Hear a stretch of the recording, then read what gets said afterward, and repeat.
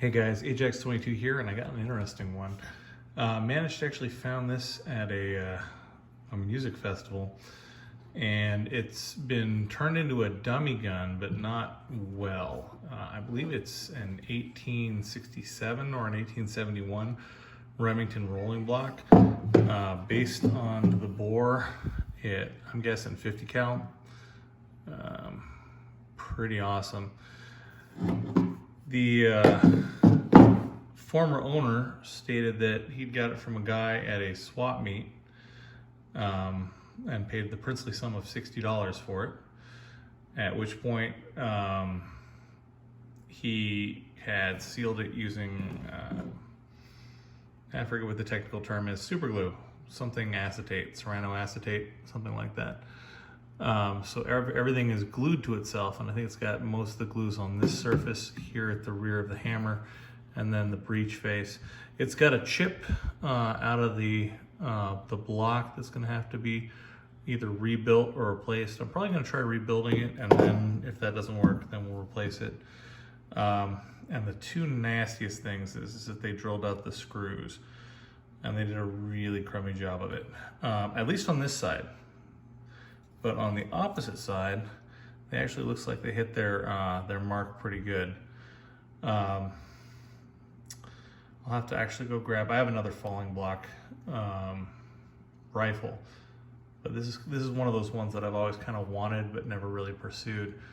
I just think the idea of a 50 caliber single shot falling block pistol is just nifty as heck.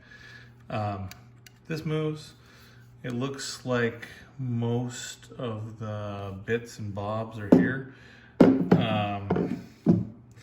This side is not threaded typically, so I should be able to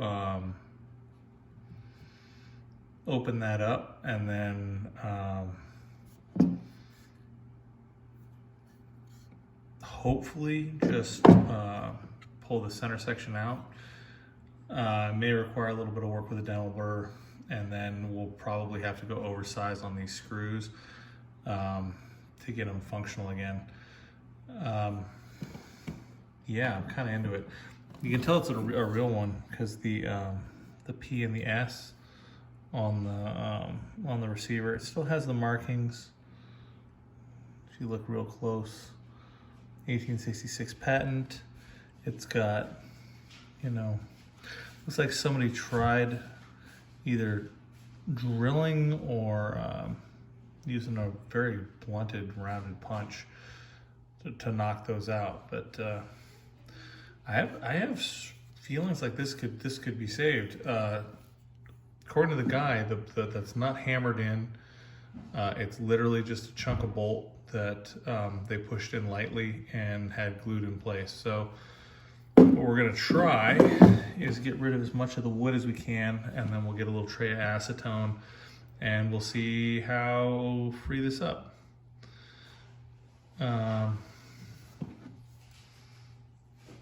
Pretty awesome. I'm kind of into it. I'm gonna go get the other rifle real quick, and then I'll do a side-by-side on these. Okay guys, I went and grabbed the big brother, and yeah, so I've never seen these side-by-side before, but there's a massive difference in the amount of metal in these receivers. These are little baby rifles, or baby pistols, compared to the beef that's in some of these original rolling blocks. Yeah, it's incredible. They actually have some, if you notice the positioning on the triggers relative to where the pivot pins are for the breech block and the hammer is massively different. They have different screw assemblies for the springs and internal pivots. I mean, it's a different gun. I mean, you can see, how they were inspired by each other, but they are just different. Completely different. Yeah. Yeah, so what we're gonna do is we're gonna get this thing disassembled. We'll strip the wood off. We'll get it soaking in some acetone, and we'll see what happens. I think the only part we're really missing that we're gonna have to fab from scratch. Other than the 2 pins are the little locking bow tie that goes here. And I believe that that's gonna be, I mean, it's, if you look at the spacing on the holes, there's no parts that are interchangeable in these. So that's gonna be fun. We'll figure that out. Yeah, and while I'm at it, I'm probably gonna start working on this one, because I've had this sitting around for a minute, and it's one of those ones that's like, it's significant enough historically that it needs to kind of be done right, and I can't do my creative interpretations of history upon it. So, but it's worth doing. This is one of the Bat-Jack rifles. Story on these is that they were, well, John Wayne started a production company called Bat-Jack for the movie The Alamo. He'd had a falling out with some studios or a production house, and they used the name of the evil corporation from one of his prior movies to form a new company that they misspelled as Bat-Jack, and the secretary found the paperwork did that, and then they used that corporate entity to purchase the cheapest rifles they could find, which at the time were these single-shot Remingtons.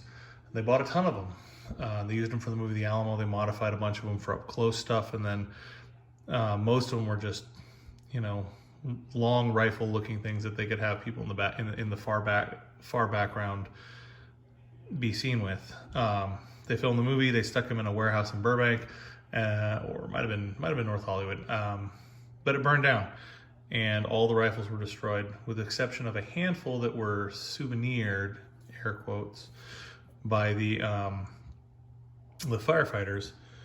And this rifle came out of one of those estates, so it's missing a bunch of parts. It had been disassembled, and I believe the parts for it were there. In fact, I think I saw them, but then they went missing over time. So I've got to track down the parts to make that right, and I'll do that while we're playing with this, because this one's just basically undoing the horrors that have been inflicted upon it, and then probably making a new set of grips, making a new fore-end piece, and then, you know,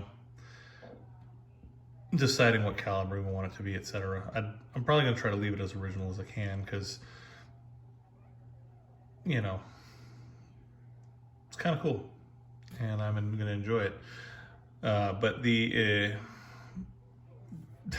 different. They are radically different. I mean, if you look at the amount of meat on the wall right there relative to like how much meat there is on this, there is no taking this one and then punching that 50 cal bore out to 5120 or something, unless you want to just basically be making a pipe bomb for your hand, which don't do. It's a bad plan. But yeah, it's gonna be fun. So I'm gonna keep you guys posted, make some videos on this, and hopefully do it on a more regular basis. Sorry for the several years wait in between videos. Plan is to, start being better about that. Anyway, have a good one.